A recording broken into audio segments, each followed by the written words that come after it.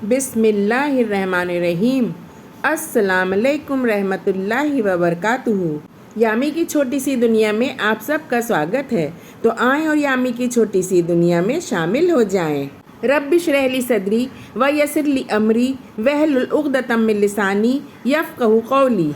ہر طرح کی حمد و ثنا صرف اس ذات پاک کے لیے جو ہمارا خالق، مالک اور رازق ہے، جس کے علاوہ کوئی الہ نہیں، جس کا کوئی شریک نہیں، جو رحمان و رحیم ہے اور ہادی ہے، اور جس نے اپنے بندوں کی ہدایت کے لیے قرآن مجید نازل فرمایا اور قیامت تک قرآن مجید کی حفاظت کا وعدہ فرمایا، اور بے تحاشا درود و سلام اللہ کے بندے اور رسول حضرت محمد صلی اللہ علیہ وسلم پر، جنہوں نے حق رسالت ادا کیا، اور بے حساب درود و سلام اس قلب پر جس پر قرآن مجید نازل ہوا، بے تحاشا درود و سلام اس دل و دماغ پر جس نے سب سے پہلے قرآن مجید حفظ کیا اور اپنی امت تک پہنچایا، اپنی امت کو سنایا اور پڑھایا، وہ قرآن جو روشنی اور ہدایت ہے، جو رحمت اور برکت ہے، جو حق اور سچ ہے۔ قرآن کریم اللہ سبحانہ وتعالیٰ کا کلام ہے، جو اس نے اپنے آخری نبی و رسول حضرت محمد صلی اللہ علیہ وسلم پر نازل فرمایا ہے۔ قرآن کریم ساری انسانیت کے لیے رحمت، ہدایت اور دستور حیات ہے۔ سورہ انعام میں میرا رب فرماتا ہے، وَهَذَا كِتَابٌ أَنزَلْنَاهُ مُبَارَكٌ فَاتَّبِعُوهُ وَاتَّقُوا لَعَلَّكُمْ تُرْحَمُونَ۔ اور اس کتاب کو ہم نے نازل فرمایا ہے، بڑی برکت والی ہے یہ کتاب، اس کی پیروی کرو، تقوی اختیار کرو تاکہ تم لوگ رحم کیے جاؤ۔ تو میرے عزیزوں، قرآن مجید کے پڑھنے کی بہت بڑی فضیلت ہے، اس کو پڑھنے کا ثواب بہت زیادہ ہے، اس کو پڑھنے سے اس کے ہر حرف میں 10 نیکیاں ملتی ہیں۔ اگر ہم الف لام میم پڑھتے ہیں تو ہمیں 10 نہیں 30 نیکیاں ملیں گی، کیونکہ الف کی 10، لام کی 10 اور میم کی 10، یعنی ہر حروف پر 10 نیکیاں ملیں گی۔ تو ایک الف لام میم ہم کہتے ہیں تو ہمیں 30 نیکیاں ملیں گی۔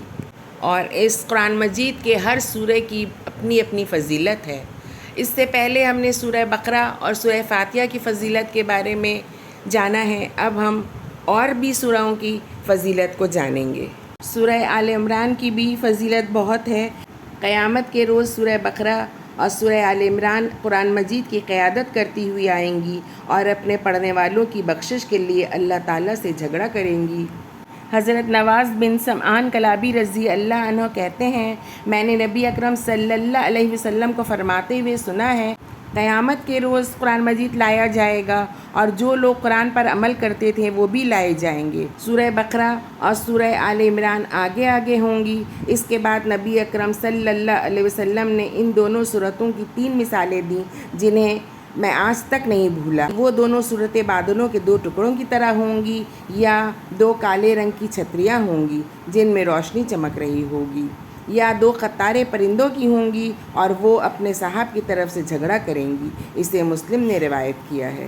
سورہ ہود، سورہ الواقعہ، سورہ مرسلات، سورہ نبا اور سورہ تکویر میں بیان کیے گئے واقعات فکر آخرت پیدا کرتے ہیں۔ حضرت عبداللہ بن عباس رضی اللہ عنہ کہتے ہیں کہ حضرت ابوبکر صدیق رضی اللہ عنہ نے عرض کیا کہ یا رسول اللہ صلی اللہ علیہ وسلم، آپ تو بوڑھے ہو گئے ہیں۔ آپ صلی اللہ علیہ وسلم نے فرمایا، مجھے سورہ ہود، سورہ واقعہ، سورہ مرسلات، سورہ نبا اور سورہ تکویر نے بوڑھا کر دیا ہے۔ اسے ترمذی نے روایت کیا ہے۔ سورہ بنی اسرائیل اور سورہ زمر کی فضیلت اتنی ہے کہ ہمارے پیارے نبی صلی اللہ علیہ وسلم رات سونے سے قبل ان دونوں سورتوں کی تلاوت فرمایا کرتے تھے۔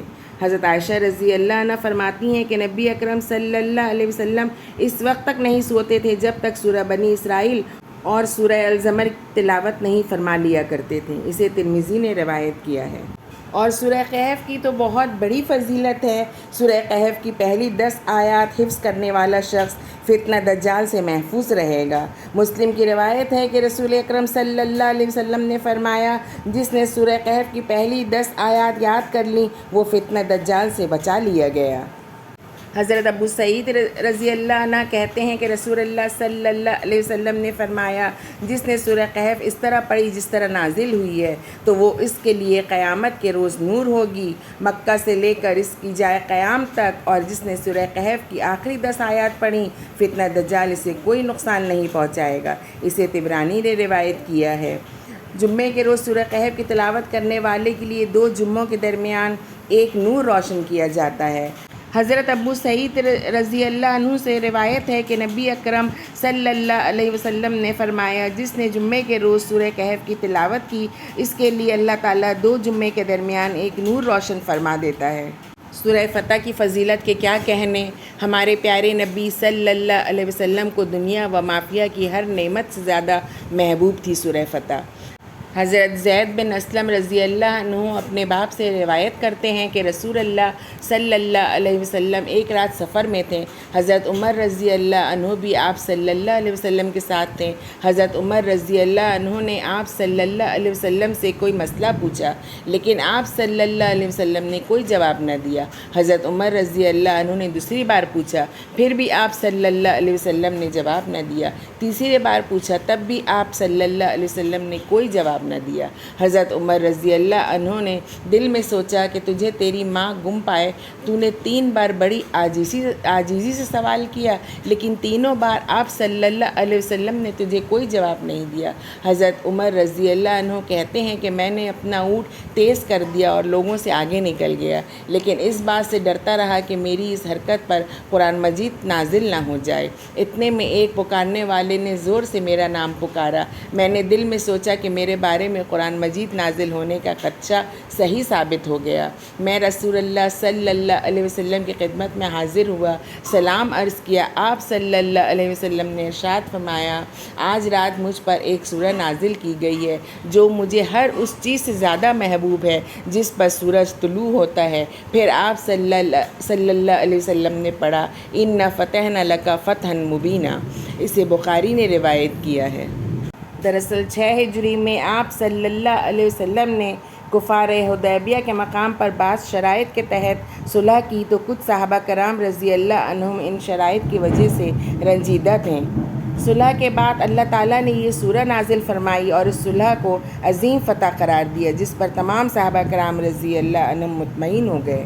سورہ جمعہ کی بھی بہت بڑی فضیلت ہے۔ ہمارے پیارے نبی صلی اللہ علیہ وسلم جمعے کی نماز میں سورہ جمعہ اور سورہ منافقون کی تلاوت فرمایا کرتے تھے۔ حضرت عبداللہ بن عباس رضی اللہ عنہ سے روایت ہے کہ رسول اللہ صلی اللہ علیہ وسلم جمعے کے روز فجر کی پہلی رکعت میں سورہ السجدہ اور دوسری رکعت میں سورہ دہر کی تلاوت فرماتے اور جمعے کی نماز میں سورہ الجمعہ اور سورہ المنافقون کی تلاوت فرماتے تھے۔ اسے مسلم نے روایت کیا ہے۔ سورہ العلیٰ کی فضیلت یہ ہے کہ ہمارے پیارے نبی صلی اللہ علیہ وسلم نماز عیدین اور نماز جمعہ کی پہلی رکعت میں سورہ العلیٰ اور دوسری رکعت میں سورہ الغاشیہ کی تلاوت فرمایا کرتے تھے۔